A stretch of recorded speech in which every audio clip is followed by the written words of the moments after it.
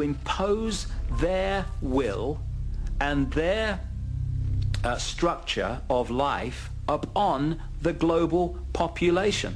My feeling is that Skull and Bones is less a conscious conspiracy, less a cabal than a kind of unconscious community of interests that people who have power in American society tend to gravitate together. A lot of conspiracy theorists take, what I thought was a kind of complex, nuanced view of how power works in America and paint a more lurid picture of a kind of, one world conspiracy. When we continue, Conspiracy's Unholy Three, the three secret societies where the elite go for postgraduate studies in global domination. The actions that these secret societies have propagated through the last century or so have only led to wars, rebellion, dissension, depressions. Each new member of Yale's Skull and Bones Society is given a secret nickname, supposedly known only to his fellow bonesmen. George W. Bush reportedly goes by the nickname Temporary. History's Mysteries will continue here on the History Channel. We now return to Secret Societies on History's Mysteries. Conspiracy advocates contend that the world is a web controlled by one spider, the Illuminati, that disseminates a globalist agenda through a network of secret societies. The inner circle of the web is made up of three organizations. The Bilderberg Group, the Council on Foreign Relations, and the Trilateral Commission have an interlocking leadership. The head of the World Bank, James Wolfensohn, is a member of this network. So is the head of the World Trade Organization. So is the Chancellor of Germany. So is the Prime Minister of Britain, Tony Blair, and a stream of Presidents of the United States, Secretaries of State, the last 6 Secretary Generals of NATO. There's something extremely dangerous and alluring about the combination of secrecy and world ambition. What could be more threatening than a group that is in the shadows and trying to dominate your life? The actions that these secret societies have propagated through the last century or so have only led to wars, rebellion, dissension, depressions.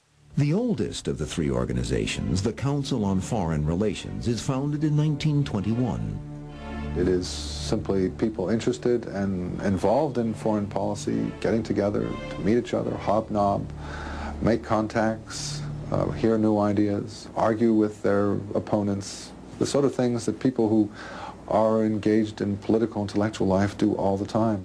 Conspiracy theorists disagree and point to one particular event as proof of the Council's hidden globalist agenda. There's no greater example of the way the Council on Foreign Relations has manipulated history than looking at the profound effect that the United Nations has had on the world and its agencies. And the United Nations is with us because of the Council on Foreign Relations. A committee of the Council on Foreign Relations wrote the proposal. They handed it to Roosevelt, and he then announced it as if it was his policy. At the first meeting in San Francisco to launch the United Nations, 74 of the American delegation were members of the Council on Foreign Relations. It is this group, conspiracists contend, that from its founding has also pulled the strings of an American war machine.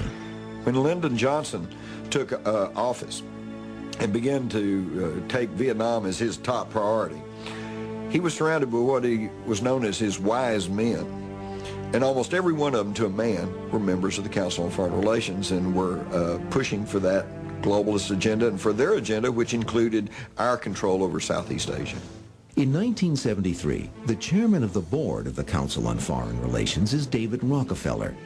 He brings together some of its most powerful members with elite private citizens from North America, Western Europe, and Japan to form a new 180-member group. It is called the Trilateral Commission. Most Americans really first became aware of these secret societies with the Jimmy Carter administration because Jimmy Carter, the peanut farmer governor of Georgia, was brought into the Trilateral Commission back in 1972, and within 4 years, he's groomed and runs and wins as President of the United States. I once had the opportunity to interview his budget director, Bert Lance, and I asked him, well, you know, what's the deal about the Trilateral Commission? And he simply smiled and he said, I was the only member of the cabinet that was not a member, and now I'm out.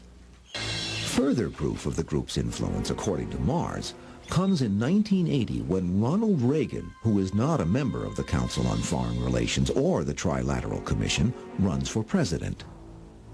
And he pledged in New Hampshire that if elected, he would investigate these secret societies. He also said that he would never accept the secret society member George Bush as a member of his administration. So he rushes into the National Convention late at night, very unprecedented, and says, I choose George Bush as my running mate. So George Bush, the secret society man, is now in the catbird seat. And then just a month or two after Reagan took office, he's shot